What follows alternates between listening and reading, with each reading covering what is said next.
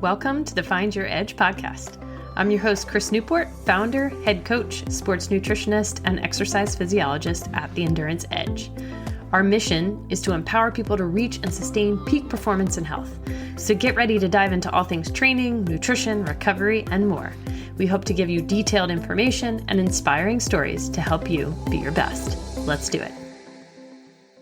All right. Welcome back, friends. A fun topic for you today. We are on the Find Your Edge podcast. My name is Coach Chris, and I'm here with my amazing dietetic intern, Emily Qiu, who has been a machine cranking out some great information for all of you folks out there who are active and doing amazing things in the endurance community, and here to talk about bone health, something that we probably don't talk enough about. So bone health for athletes. So Emily, what's up? How's the internship going? Hi, Chris. It's been going so well. And I'm not just saying that because you're right here. I was going to say that. Sounds a little canned. I've been really loving it. I've been learning a ton and just getting to see a lot of super cool things. So It's been such a cool experience. Good. We have had her doing everything from deep dives into various sports nutrition things, integrative and functional nutrition. You've been seeing lactate testing and VO2 testing and all the things. So, and I've been working out with you guys too. And of course, how could I forget? She's also doing strength training. Speaking of bone health, Emily, that was such a great segue. It's like we planned it or something. Yeah. So, why athletes need strong bones? I feel like this is a topic where most people are like, oh, this is only for like growing children, right? So tell us about why athletes, no matter what their age, need strong bones. For sure. I feel like we are always talking about our muscles mainly, like how to build muscle, how to maintain it and whatever. But we need to remember that the framework for all those wonderful muscles are our bones. And so if we want to generate the most power and speed from our muscles, we need to have strong bones.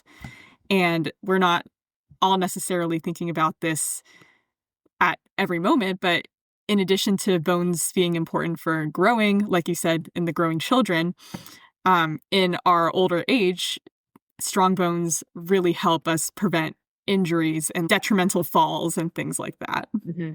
Yeah, for sure. I love this little tip you give down below in terms of bone mineral density. Tell us about that, like peaking in early adulthood and then what? And then it slowly declines.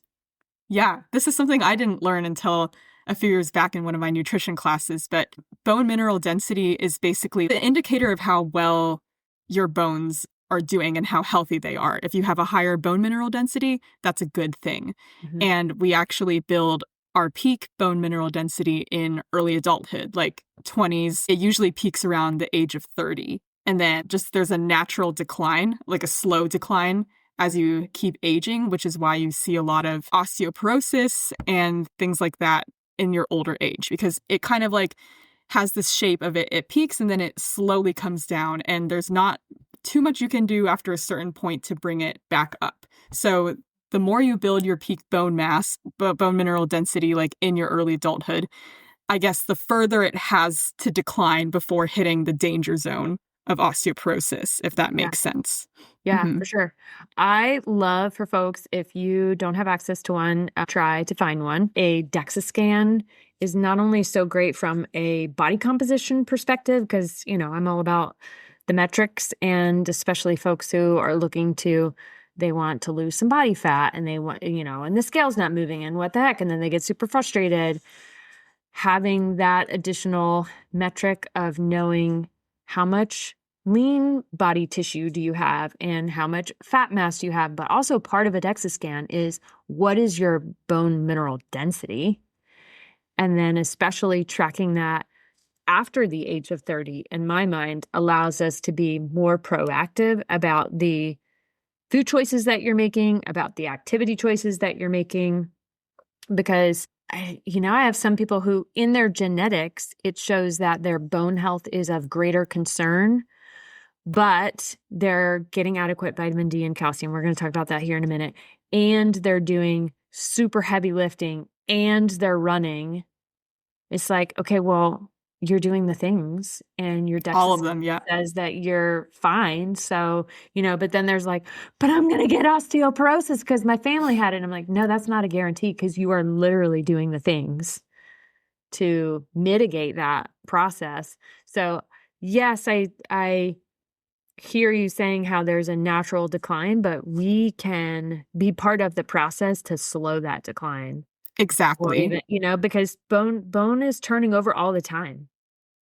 We take it out, we put it back in, we take it out, we put it back in. Anyway, stop me on the soapbox. No, it's great. I would have the same soapbox. I think, especially in our athlete population here, this is not just something you have to keep in mind for your older age, but maintaining your peak bone mineral density and trying to slow that decline plays a huge part in prevention of stress fractures, which Yeah. I'm sure a lot of you have dealt with and Yes. have suffered. Yeah. Yeah, for sure. And we get so many PTs who are sending us athletes who have repeated stress fractures. And, they're obviously looking at it from a mechanical perspective. Like, are their mechanics such that they're moving in a way that is saving, quote unquote, saving their bones or preserving them, but also what's going on the inside? Like, what does their nutrition look like? Are they too acidic? Are they getting enough vitamin D? What is their nutrient status, et cetera? But yeah, I know the slide that we're on, if you guys are watching this on YouTube, we're talking about building that peak bone mineral density. So this is probably not news to our folks, but we can put in the general recommendations anyway. So what do you got, Emily? Yeah.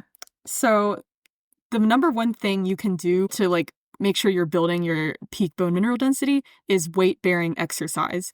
And I want to emphasize this specifically for female athletes because I feel like generally there's less of an emphasis on strength training in a lot of women, but your most impactful activity to build your bone mineral density is going to be impact activities kind of going against gravity. So that can include running, that can include jumping, stairs, anything where you're pounding a bit.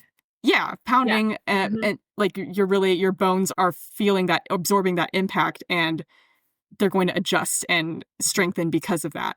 Yeah. Non-impact things are also very important. Weightlifting, if you're constantly lifting things that are resistance training, that's really, really good for your bones as well. Mm-hmm. That's just an example. The recommendations say that you should be doing weight-bearing aerobic exercise 3 to 5 times a week and resistance exercise for about 2 to 3 times a week. So a combination of both is the best. Yeah, for sure. And of course, those ACSM recommendations are more general population. And I know all of you out there are probably exceeding that by a lot. For sure. Which is great.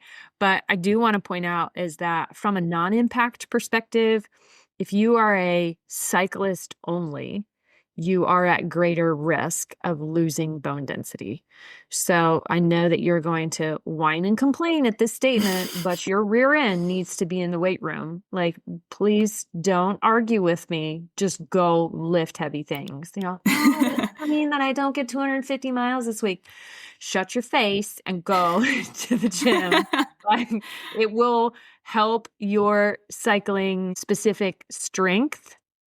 It will improve your performance and it will save your bones because cyclists only, and this is the research I've seen is in comparison to runners, they have a greater decline in their bone density than. And if you think about it, it's because you're sitting on the bike and your legs are going, but you're not really, the pounding that we talked about earlier isn't there. No, it's not happening. And I get it. Some people are like, oh, well, I've got, a knee replacement or a hip replacement. I can't run anymore. That's fine. You can still pick up heavy things that are going to stress the bones. There's also very interesting research that I've seen. Emily, have you heard of something called heel drops? Yeah, in your shoes? Yeah, yeah. So sure. not necessarily like a heel, cup or something like that. But if you stand barefoot, this is research based, promise you guys. And you stand like a cute little old lady or man on the back of a chair, or it doesn't matter where you stand, and you have to be barefoot and you have to be on a hard surface. So, hardwood floor is fine, just not a carpet. or something like soft and squishy, and you lift up on your tippy toes. Maybe I'll do this in strength class tomorrow. And you stand Okay, yeah. stand up on your tippy toes, and then you literally drop your heels forcefully on the ground. And then you rise up on your tippy toes and then drop your heels forcefully onto the ground. And then you do that over and over again. That will build your bone, that you are stressing your spine and your pelvis in a way that helps with this turnover, even if you can't physically run or jump or do stairs. But if you can do heel drops, and we're talking like 20 to 50 a day. So it's not this extraordinarily time-consuming thing. So I cannot wait to see cute little cyclists in their kits sending me videos of them doing heel drops instead of going to the gym. It will support your bone density. So. Yeah, your body will thank you later. It totally will. It totally will. Okay, nutrition's role. I love nutrition, of course. So tell us about nutrition's role in bone health. So what nutrients do we have playing around in here? I mean, you guys probably all heard this growing up. The calcium is probably the most important. The second most important is probably vitamin D because it helps absorb calcium. So your bones are primarily made of calcium, like 99% of your body's calcium is stored in your bones and teeth, actually. But beyond that, calcium is also required for muscle contraction and nerve transmission and blood clotting. So it's doing a lot for you. Everybody out there, especially now that it's hot, is hearing that, because muscle contraction is massive. If you are having issues with cramping, usually most people are going to go to magnesium, but you got to make sure you're getting enough calcium in there too. Like, it's really critical. Yeah, it's not just kids that need to be drinking milk, but we'll talk about that in just a little bit. Yeah, for sure. Vitamin D, like I said, it helps you absorb the calcium, and then it also regulates your calcium and phosphate levels in your blood, which is super important for all that other function, the muscle contraction and whatever else. Yeah. So the primary, adequate consumption of those two are probably the most important in bone health. There are some other nutrients that also play some roles here. Vitamin K is one. Vitamin C is one. Protein as well. That's important for just building bone. Yes, and then I know so many people are like, oh, if I eat too much protein, I'm going to hurt my bones. No, it's actually the opposite. Yeah. So there are also a lot of other smaller micronutrients that play some roles. Just some examples are like copper, potassium, phosphorus, magnesium, vitamin A, the list goes on. But a lot of these foods have overlap. The foods that are rich in these more primary nutrients also have a lot of the micronutrients. So it's not like you need to revamp your entire diet to account for your bone health. Yeah. Yeah. Good point there. Okay. So now getting into what nutrition pitfalls that are potentially harming your bone health. So let's go. What you got? Yeah. All right. One of the you might have seen this coming, but one of the, if you guys have heard of the newer-ish diagnosis called REDS, relative energy deficiency in sport, that low energy availability. If your body's not getting enough energy to do its most important work in the immediate present, then it's probably going to focus less on things like bone formation, because it might not be relevant to what you're doing right at that second. So if you're not getting enough food, period, you're also probably not getting enough calcium or vitamin D or all those other nutrients that we talked about. So make sure you're eating enough for what you're doing. Going along. Yeah, let's see. Low carb intake. What do we got? That kind of goes with the low energy availability, because chances are you're not consuming enough carbs if you're not consuming enough overall. And we know from research that eating enough carbs prevents bone resorption, which is basically degrading. It prevents that from happening. Mm-hmm. Okay. Carbs do more than just give you energy, you guys. So cool. They're very important. Yep. Yep. And then low vitamin D intake. Yes, this is more common than you think it might be. I think it's about a third of adults in the US, maybe a little bit more, don't intake enough vitamin D. And a lot of us are indoors all day, not really out in the sun. And there's just not a lot of foods that have vitamin D naturally. So it can be hard. So that's just one of them. Yeah. And we'll, again, talk about some more of those food sources in just a little bit. Yep. And then calcium and sweat losses. Just like I was saying, look out, you guys. All you heavy sweaters, where you at? I know you're out there. We know that we lose calcium and sodium through sweat, like we just mentioned. And when you lose calcium and the levels in your blood goes down, your body is actually going to pull extra calcium from your bones to maintain the right levels in the blood. Mm-hmm. So you don't really want that to happen. Mm-hmm. So you want to make sure you're getting in enough calcium so that your body doesn't turn towards the bone for that source. Yeah. Yeah. And then what do you have here for that last bullet point there? Yeah, we touched on this a bit earlier, actually, but running, cycling, swimming, and ballet are associated with lower bone mass than other sports. And it's because we talked about how cycling is not really, you're not getting that weight-bearing pounding impact. Mm-hmm. And same thing with swimming when you're in the water all the time. But I think swimmers are better in general about making sure that they lift. They do strength training. At least from what we see at the Triangle Aquatic Center, which is the Titans team. I mean, mm-hmm. our lab is located inside their gym. So obviously we see them doing their dry land quite a bit, and they obviously put a big emphasis on it. But that being said, that facility is freaking amazing. And not every swimming organization has access to something like that or are necessarily putting an emphasis on it. So, because swimming is non-weight bearing, great cardiovascular exercise, amazing cardiovascular exercise, but not load bearing at all. So you have to balance it out. And then running and ballet are usually associated with lower energy availability. Those are the sports where we see a lot of underfueling, basically. Yes.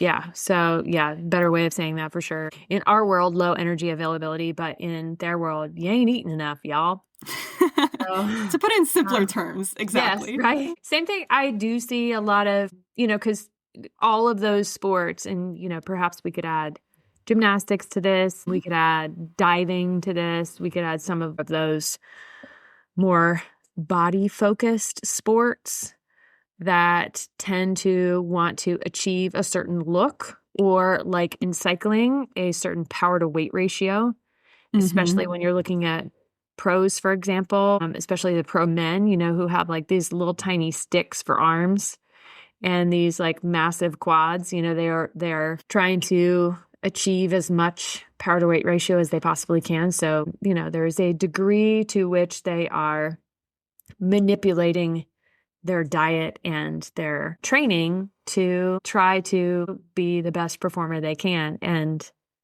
I feel like we've come quite a long way with nutrition, especially in professional sports and just sports in general. We were like begging people to pay attention to nutrition. And now I feel like that, they're paying attention, which is great. But, to what end are you benefiting yourself in the long run? Because, man, your bones got to last a long time, you guys. Yep. So performance is part of the equation, but then longevity is massive. Yeah. And I feel like that kind of the concern for longevity kind of falls to the wayside sometimes if you're really like training for the right now. Mm-hmm. But I think a lot of people might not be thinking about what certain like dietary patterns of not eating enough might be doing to their chance of injury, which could affect the right now and then their bone health later on. So just things to think about for sure. Things to think about, totally. And again, DEXA scans are great so that you can actually see metrics on what is my bone mineral density, what is my lean mass, and then what can I do to actually impact that, which is real cool when, people are eating more of their protein. And which, speaking of supportive foods. Love it. Yes. Yes. So what do we got for all of our sources? All right. For calcium, we've got a lot of fish are high in calcium, but here's the kicker. You need to be eating fish with bones, kind of like canned salmon or sardines or something like that. And I'm guilty of not eating these myself. I didn't grow up really eating fish with bones inside. So it just didn't really occur to me. But the the fish bones, like our human bones, is where the calcium really is. Yes. Now, So, don't like choke on a bone. right. Be careful with them. Yes. Usually it's like like if you get a can of salmon, and oftentimes it will say it on the label, but you'll see them in there. They're usually little. They're not the spiky ones that you're gonna like, choke yourself or something, but yeah, it's a different texture. We'll just call it Yep. that. We'll call it that. And I've got to be ways around this, but keep going for what we have of good calcium sources. We know that dairy has a lot of calcium. You grew up hearing about needing to drink milk. Yogurt and cheese also have a great calcium content. We don't think about this, but our leafy green vegetables also have some calcium in there, and some nuts and seeds as well. Yeah. Tahini, which are sesame seeds.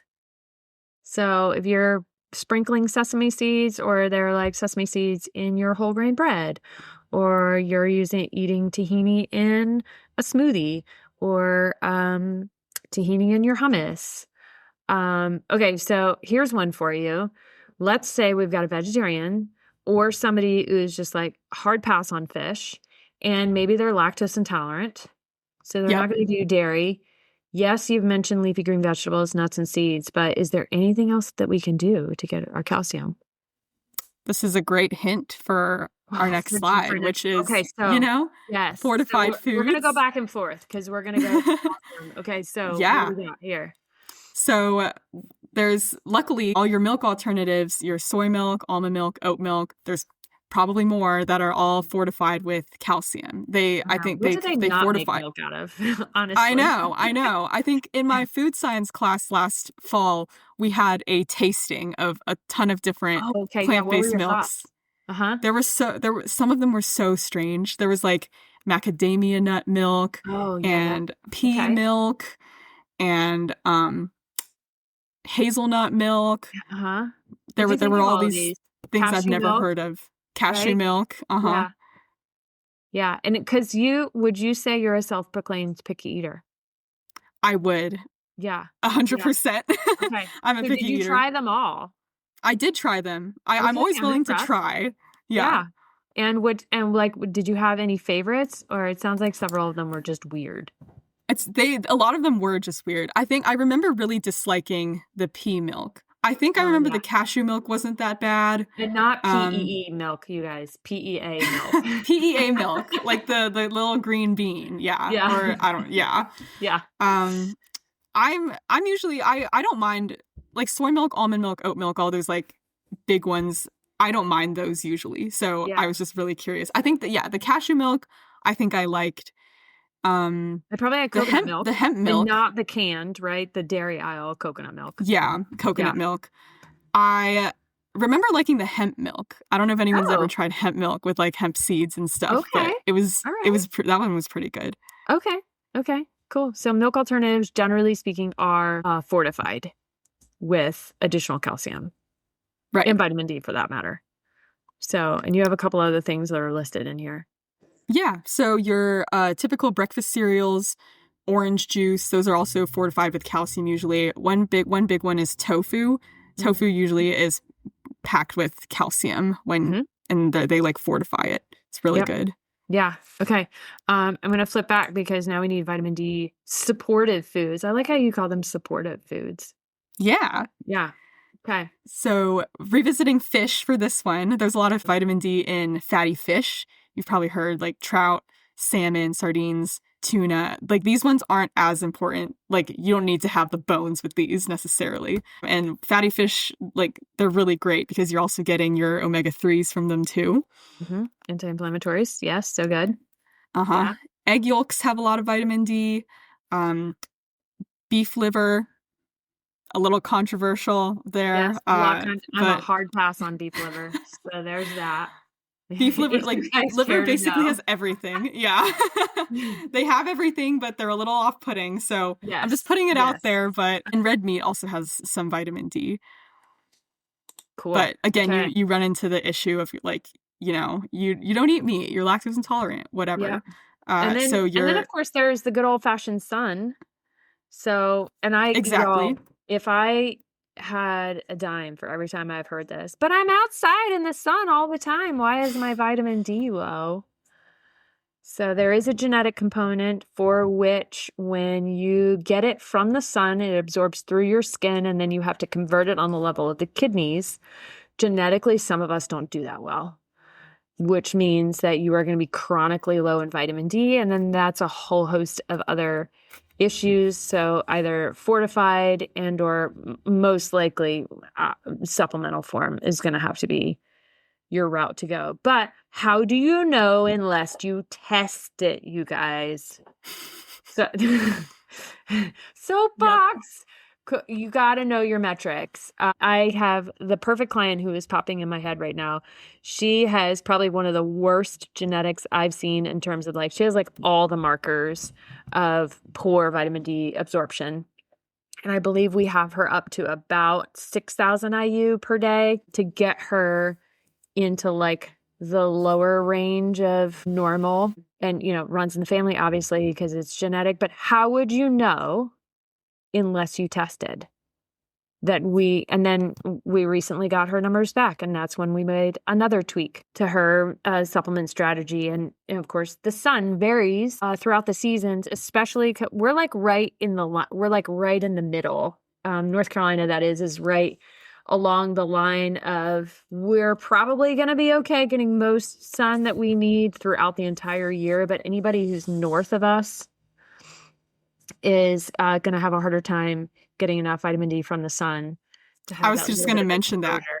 Yeah. If you live in like Alaska or Canada, like you're going to have you could stand out all day and you still might struggle because the sunlight's just not as direct. Yeah. And then there's that whole skin cancer thing. Oh yeah. Oh yeah. So yeah, it's like, okay, so I can because you can't overdose from vitamin D from the sun, but you can overdose on too much sunshine that's going to cause cancer, obviously. Yeah.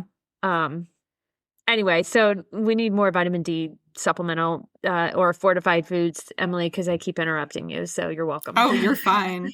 I mean, the vitamin D fortified foods are very similar to the calcium fortified foods because they go together. The milk and then the milk alternatives, as we talked about, yogurt, breakfast cereal, and orange juice come back again. But yeah, a lot of people just need to supplement instead. Mm-hmm. Yeah, definitely. And then I know you mentioned here over supplementing. Yeah. Yeah. That can be an issue. Okay. Where's calcium? Like, so you mentioned here over supplementing can cause GI distress, especially calcium carbonate, which is Tums. Whoa. Yeah. Right. So like, I mean, not to call out a specific brand, but like any sort of antacid. In general, going to be calcium carbonate. And some of your milk alternatives, you just have to check what kind of calcium and what kind of vitamin D they're fortifying with, because calcium carbonate is cheap. But yeah, and then if you are prone to kidney stones, then we can have another potential issue on our hands there. So there are different types of calcium. Oh my gosh, I feel another rant coming on, but not a rant, but like an educational opportunity, because so many people are like, oh, I don't get enough calcium, therefore I'm just going to take Tums or I'm going to take antacids, which then affects the nutrient absorption of other things further on down the line and neutralizes some of that stomach acid, which is important for intrinsic factor to do its magic on iron absorption, and B12, which we need adequate amounts of B12 to do exercise. Like all of you athletes out there, you need to be getting enough B12 because it unlocks the energy from food. We need it. So there are lots of different types of calcium options that are not just carbonate, that don't necessarily have to be super expensive, that can also be, good quality. And maybe that's another podcast. Anyway, tell us about magnesium and vitamin K. Yeah. So it's if you're deficient, or maybe you don't think you're eating enough from food, magnesium and vitamin K supplements can be great supporters as well, because they are both cofactors for bone mineralization, which is the process that we want to keep continuing. So yes, for sure. Do you remember the amounts that adults, we'll focus on adults because that's most of the folks that we are working with, of what they need in terms of their optimal daily value in vitamin D and in calcium? Do you remember these? I believe magnesium's like 400 milligrams For or men, something. it's like 400, 420. Yeah. Okay. Yeah. So, which honestly is a lot of leafy greens. And every time I say that to men, they kind of look at me like I have six heads because it's like 6 servings of leafy greens. It's a lot. And then on top of that, then they're sweating. So Right. then they need to make sure they're getting enough magnesium. So magnesium, I feel like, has been hotter in like more popular in the news as of late, which again, I'm here for. Like, I think that's great. It's good for cardiac function too. So is calcium. So are we doing the right? Are we doing do we need to do a little bit of both depending on what's happening in your diet? Right. I think calcium's like 1,000 milligrams or something. Mm-hmm. Yeah. Yeah. So, that's not a little. We'll just call it that, because a glass of milk is like about 400. And then I hear, okay, but what about me if I'm lactose intolerant? What about me if I'm allergic to dairy or can't do any dairy? Again, we talked about all those milk alternatives. You're pretty much going to get the same amount in there. But then, it just takes an eye to look at like a broader view, like a bigger picture of what are you getting on a more regular basis for your bone health nutrients. And then also, what are the demands of your sport? Right. And, just the overall quality of your diet. And then again, looking at your metrics. What's your vitamin D? Where are you getting it from your food? Are you wearing sunscreen? Are you not wearing sunscreen? Like, what are you doing with that? What's your dentition like? What's the health of your teeth? And I know I was telling you this, Emily, a couple of days ago. I had some x-rays by a chiropractor. And, I think there is a certain assumption that like, oh, you're a dietitian, you must know, you must eat perfectly. If that is just not true. Which is it? It's like it's not a thing, you guys. I'm sorry. No, you can't do it. So nutrition varies throughout the life cycle.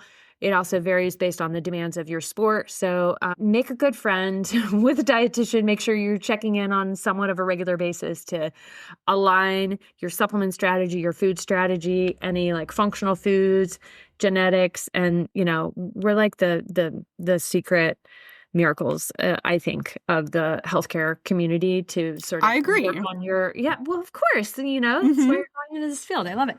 So, man, all the soapbox today. It's great to like take that zoom out of what's going on in my diet, what's going on in my body. But then I saw x-rays and my chiropractor was pointing out like, hey, do you see in this neck of your greater truncator, so like the femur bone, which is one of your largest bones in the body, which is that thigh bone, and then it comes up and attaches to your hip joints, and there is what's called your neck of your femur bone. So it's between the hip capsule and the rest of the bone. And she was like, I'm seeing some little striations there, which means that you're starting, like your bones are starting to weaken there. And then I was like, wait, what?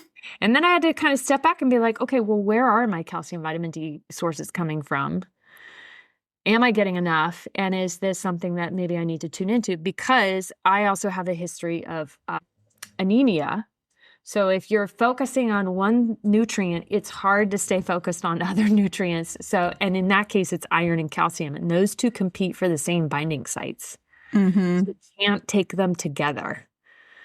So it's not ideal to take them together because somebody's going to win. And then now we're just going in circles of, are we trying to benefit bone health? Are we trying to, prevent anemia? So anyway, all that to say is work with a dietitian. It doesn't have to be work with a dietitian. Exactly. Yes, like find somebody who is versed in your sport, who can support you in terms of overall energy intake, in terms of nutrients. And we take a genetic lens. We look at that too. And then looking into various metrics and all that kind of stuff. So anyway, Oh, Emily, you just got me started. I'm so Hey, all the I'm here things. for it. I'm here for it. We don't have a script to We don't follow. know. We don't We're have a just script. chatting. Yes, I know. Poor Emily's like, wait, so am I? I'm like, no, we're just gonna pretend like we're just having a cup of coffee, or in this case, we're sitting around having a cup of plant milk. So Oh yeah. Take your pick. Take your take pick. your pick of plant milks. So I don't want to overcomplicate it, but at the same time, like zoom out. What's the quality of your diet? What do your metrics look like? Get your DEXA scan. Make sure you're taking care of your bones. You're doing that heavy lifting, literally, so that you can support your bones. Because this becomes even more important for any of our perimenopausal, menopausal women. Like that begins like this sort of steep decline and, pick up heavy things, y'all. So, Emily, anything else you want to say as it relates to bone health and athletes and energy and calcium and vitamin D and vitamin K and all the things? I mean, you kind of hit the nail on the head. If you're unsure about any of these things, go work with a dietitian. They'll help you take the guesswork out of it in like terms of how much you should be eating in general, how much of each nutrient you're getting, if there are any contraindications to supplementing, all that good stuff. Yes, for sure. Definitely. And then, of course, shameless plug, you can check us out at theenduranceedge.com. We're licensed in multiple states and available to work with you for a quick 30-minute start. And we ask you to fill out a lot of paperwork beforehand because I just don't want to spend 30 minutes asking you questions. No offense, you guys. I want to do my homework beforehand. I want to go in and get all the information about you. And then when we sit down and have a serious conversation about what metrics do you need to be doing? What do you want to get out of our session?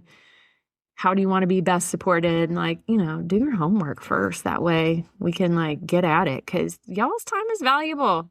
So anyway, yay, calcium. Thanks, Emily. That was fun. Of course. So fun. Yes.